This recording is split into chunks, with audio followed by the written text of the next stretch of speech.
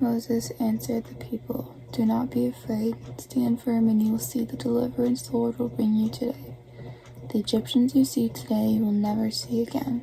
The Lord will fight for you. You need only to be still." That's Exodus 14, verse 13 to 14. And that is what Moses told the Israelites as they were freaking out while crossing the Red Sea, as they saw Pharaoh's army chasing after them to pursue them. I was reading a book today that is based on the stories of Moses and the people wandering in the wilderness, the Israelites, and it's from an Egyptian's perspective who was with the Hebrews in the wilderness. It's very interesting. It's a very, very good book.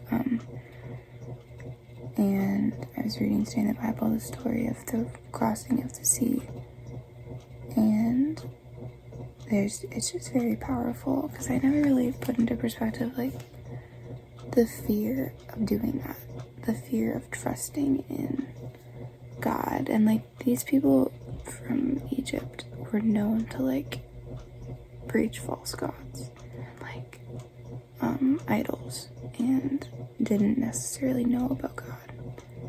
So the idea that they're just following these people who put so much trust in God, when they don't even know about God, they're like, who is this foreign God? They're afraid. Like their faith and trust in God is very circumstantial. So while the Israelites are crossing in the split sea that God created, like they're crossing in a sea that God split, so they're on dry ground. These are the walls of the water, and they're walking through it.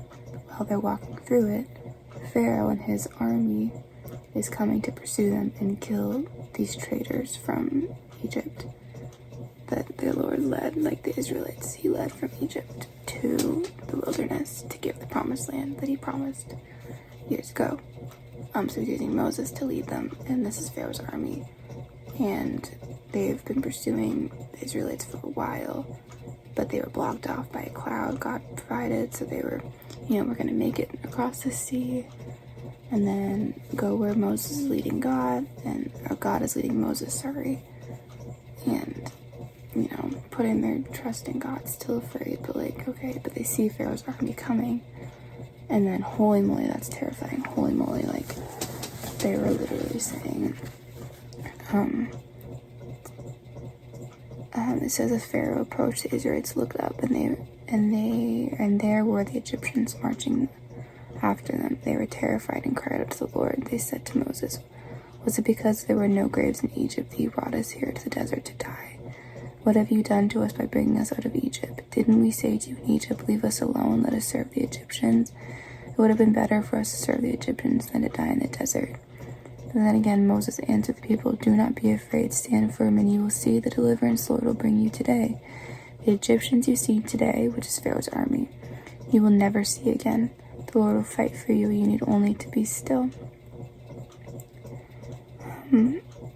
And that's just a very true testament to us now, because after that, they passed through the sea, and then Pharaoh's army was about halfway, and then God made the waves crash over them. He made the walls collapse, and they were engorged in the water and died. Pharaoh's army was no more. They died. And then God provided for the Israelites. He did, because he promised them that he would. And they didn't need to be afraid. That fear was wasted. Like, it wasn't needed, because God was going to provide for them. And it's through faith that we trust God, and just, if we don't have faith, we can't trust in God. Because how do you trust in something you don't have faith for? I think the story of that, the history of the Israelites and everything, they struggled a lot in their faith. Like, they were very complacent, and God gave them manna, but then they took more than they were told to. God provided water, but it wasn't good enough. Or, he led them through Egypt, but they were tired, and not through Egypt, sorry, they led them through the wilderness, but they were tired, and it was hot, and they were hungry, and, Lord, why would you do this? What are we going through? They wavered and didn't trust God, and it was supposed to be an 11-day journey to the promised land, but it ended up taking them 40 years. 40 years. 40 years wandering in the wilderness, wandering in our faith and wavering our trust in God, being tossed like the waves of the sea, because we don't have our trust in God. We don't have faith in the Lord. Our firm foundation is not placed on God, but on circumstances. Our faith in God is not rooted in Him, it's rooted in our circumstances. And that is not good. That's not the way to go.